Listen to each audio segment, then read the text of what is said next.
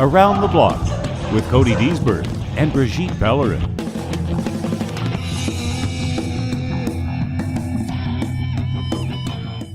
Hey, welcome to our podcast. This week we are talking about the power of discipline and the role of discipline, and this is part one of a two-part series on that topic. Hope you enjoy it. All right, today we want to talk about the importance of self-discipline when it comes to a martial arts and when it comes to leading a good life and being the best you can be. Care to talk? Well, sure. I knew it somehow. Of course. That's what we're here for. Where should we start, though?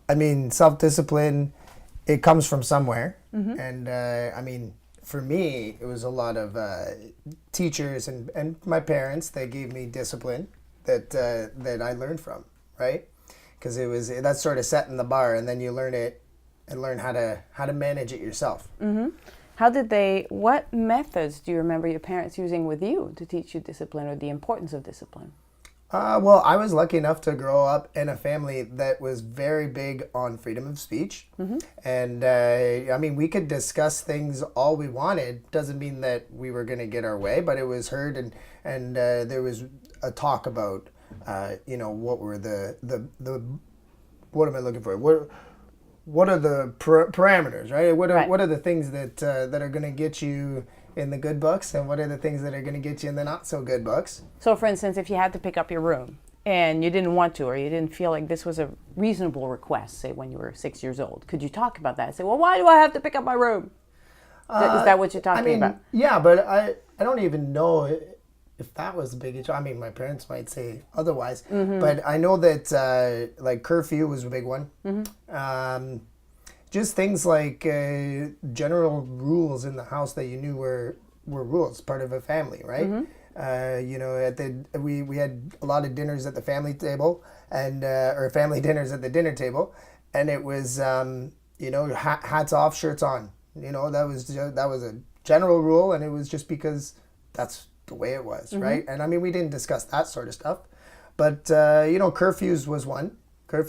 And we talked about why we should, be allowed to stay up a little bit later, and if it was logical, then it's okay. Well, each year, mm-hmm. how about this?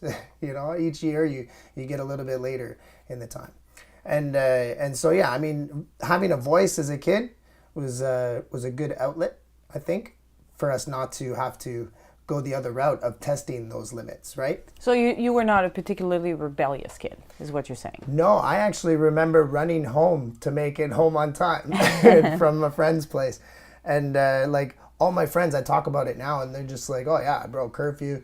I skipped school. Mm-hmm. I never did any of that because I didn't see a point in it. You goody two shoes. Well, it wasn't even that. It's just that maybe I was smarter than them. Maybe I knew that if I followed those rules, mm-hmm. that I would get more freedom later on. But you also had reasonable parents, which does help. Yes, and I had an older sibling. So, the older sibling gets to pave the way and set those limits. And there were some things that we resent for me and Cass, like my younger sister. We're just like, Abra ruined that for us. But then there was other things that Abra fought for us for, right? And we got. So mm-hmm. it was kind of a funny dynamic. It's fun now that you think about it back then. But in the moment, it just was what it was. And I think that's part of the setting the boundaries and the barriers and having to talk about it rather than coming down with an iron fist. Right? And this is the way it's going to be. And this is what's, So it's I was grateful for that. Mm-hmm. And a lot of my friends, they watch shows on TV that I didn't watch till I was an adult. Like, we weren't allowed to watch Simpsons, and my parents said I was a very impressionable young man. So I found ways to have fun at school with my teachers and stuff without having the influence of those television shows. Ever wound up in the principal's office? A few times, maybe? Well, a couple times. For small things. For more for being a character than being than actually being like a bad student or anything. My mom, she was she would say, like, Cody, kids that get these marks, they don't go to the office. What, you must be doing something real bad to get to that spot. Like, your teachers usually are lenient to kids like that. And I'm like, well, I can't help it. But I think it was partly because I finished my work real quick and I'm a sociable kind of guy. So you would talk.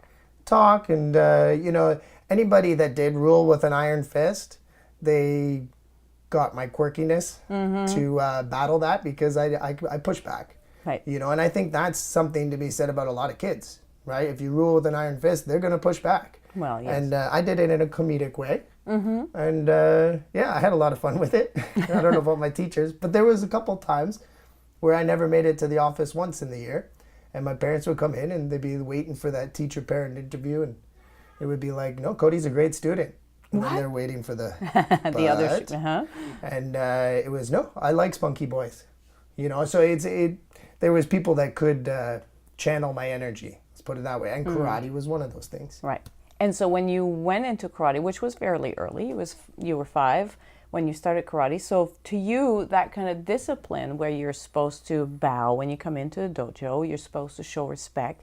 Yes, sensei, no, what? But pardon me, sensei, right? You have to speak properly. You can't just talk back. You can't just be that spunky in a dojo. That became very natural to you very early on. And I'm assuming since you started early, and I don't hear you saying that you got in trouble very early on at your dojo. I only remember 2 times. And it was part of that discipline part where my mind might have slipped and I did something. Now, one of the things I didn't even know was a rule. And that was when I was first started, I had put my belt on the ground. Oh. And that's a big no-no. Right. Right? And I learned that very quickly. I think I was 6 and I had to do 50 push-ups on the bathroom floor, right? And so it was something where, that was one of those iron fist rules that scared me. There has to be a few of those. There has to be a couple of them, but that scared me. And now, I still to this day, I know. If I see it, I'll stop class, right? Like, yeah, whoa. Everyone's like looking back, what's happening? So it's something that's carried on now. Now, I don't give kids 50 push-ups. Not on the bathroom floor, Not anyway. on the bathroom floor. But it is something where it's a teachable moment where you say, hey, that's your hard work. That's called self-respect too, right? Is you respecting your hard work and yourself. And, you want to treat your stuff with care. And so that's part of being self-disciplined, is treating your things with care, right? And the other time that I got in trouble, I was a leader up front in front of class. I think I was probably 6 or 7. And I was an orange belt. And my instructor at the time, he was going on. He was talking. He was spitting some knowledge. And being a young guy that had the attention span that I had, I was just filling my mouth with air. And then I maybe filled a little bit too much. And then right in the middle of his talk. A completely non-karate noise. No, looked at me and gave me those eyes, and I was like, uh-oh, I'm in trouble. And then it was, get to the white belt group. You're no longer a leader in this class. You're taking class. Oh dear. You're now a white belt. Go. Now ask me if I've ever done that again and got in trouble like that again. Not that same way. No, heck no. No, and that's even something that I hear. You don't like kids blowing bubbles or doing any kind of non-karate noises with their mouths.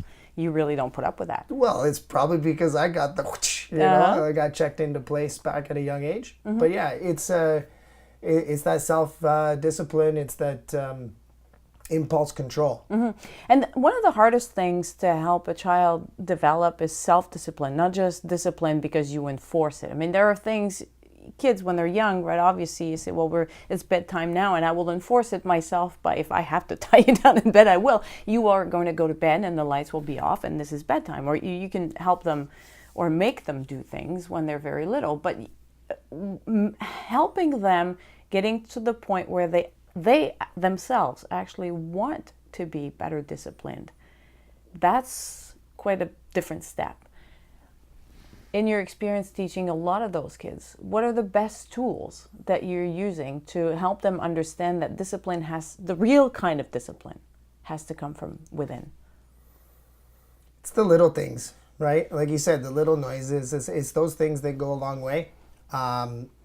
Taking care of your uniform, taking care of your belt, explaining why it's important. That self-care is really what you can feel good about at the end of the day, right? Is actually being a little more responsible and being like a big kid or a grown up, right?